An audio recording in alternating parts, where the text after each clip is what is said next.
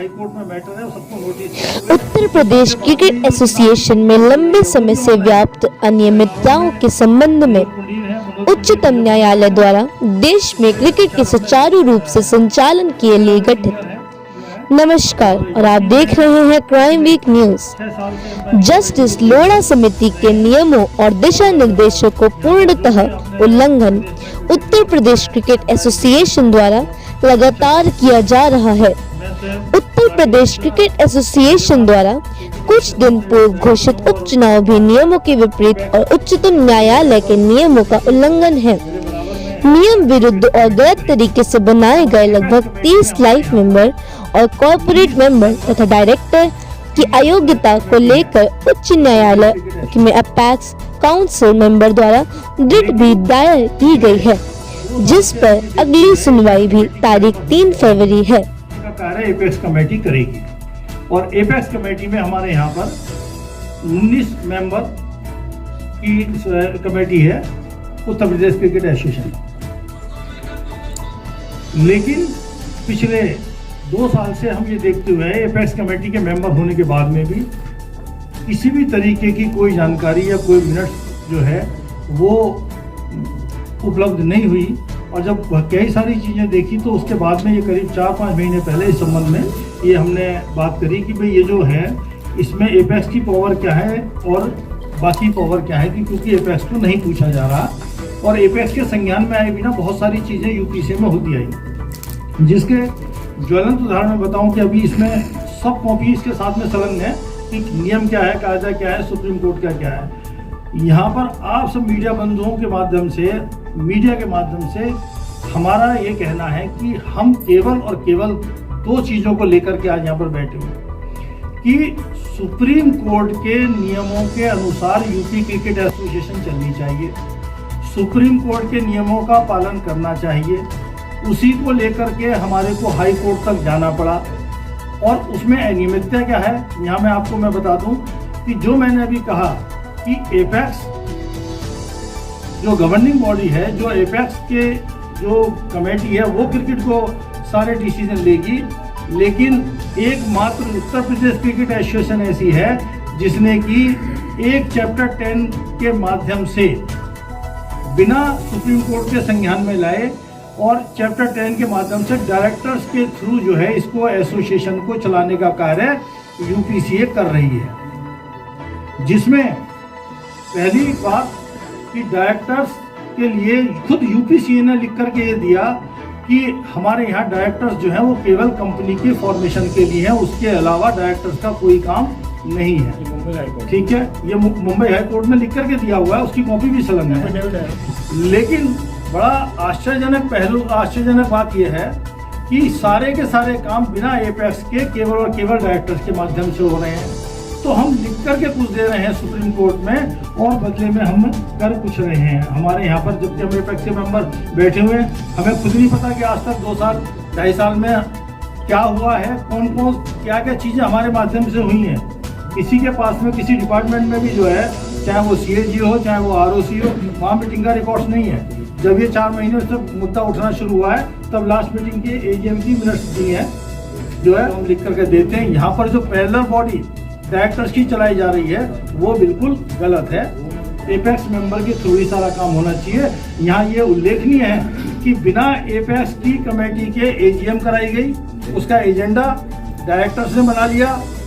अभी कोर्ट में मामला है जिसकी कॉपी यहाँ पे कोर्ट का ऑर्डर भी आपके पास में हाई कोर्ट का, जिसमें उन्होंने 3 तारीख की डेट दी हुई है, लेकिन उस सब को भी दरकिनार करते हुए उस AGM के माध्यम से, जबकि कोर्ट में मामला विचाराधीन है, और तुरंत ही यहाँ पर उसकी इलेक्शन की डेट भी डिसाइड कर दी गई।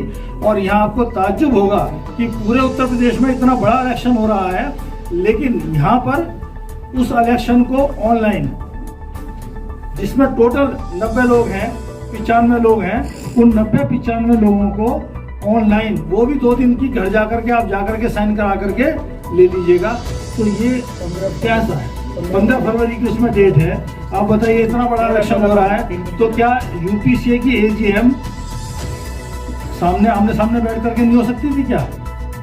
लेकिन नहीं करी गई। इतना बड़ा इलेक्शन हो रहा है, लेकिन 90 लोगों के लिए उसमें 2 दिन का टाइम है कि घर जाइए और आप उसको समझाइए, उसको पद बांटिए, उसको प्रलोभन दीजिए और जा करके उससे अपनी मोहर लगवा करके सिग्नेचर करा करके आइए।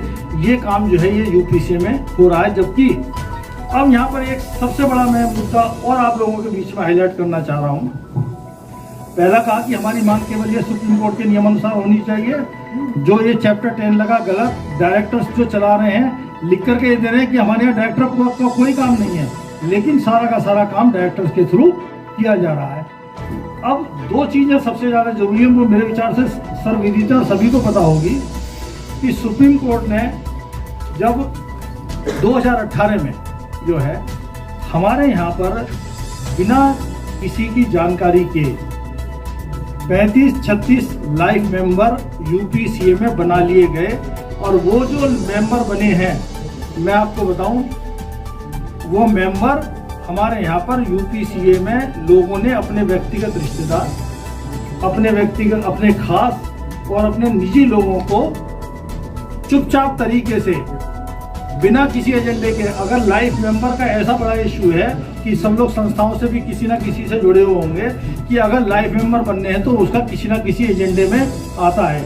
एजीएम में लिखा जाता है कि हम इस साल लाइफ मेंबर बनाने जा रहे हैं, लेकिन मेरा दावा है किसी एजेंडे बराबर में मनोज पुंडीर है। मनोज पुंडीर मुजफ्फरनगर से पिछले शायद हम में सबसे ज़्यादा सीनियर है जो है, और यूपी में पिछले 6 साल से एम्पायरिंग कमेटी के चेयरमैन रहे हैं।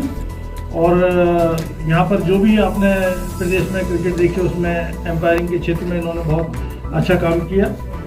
मैं स्वयं राकेश मिश्रा गाजियाबाद क्रिकेट एसोसिएशन से डायरेक्टर हूँ और वर्तमान में एपेक्स कमेटी का मेंबर हूँ यूपीसीए।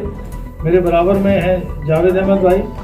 जावेद भाई जो है बाराबंकी से हैं और ये भी पिछले 20 साल से, और इनके फादर भी का भी बहुत बड़ा योगदान यहाँ उत्तर प्रदेश की क्रिकेट में रहा है। आप भी एपेक्स मेंबर हैं। अभिषेक शुक्ला लखीमपुर खीरी से हैं और ये भी जो है लंबे समय से उत्तर प्रदेश क्रिकेट एसोसिएशन में विभिन्न जिम्मेदारियों में को उठाते रहे हैं और वर्तमान में एपेक्स कमेटी के मेंबर हैं।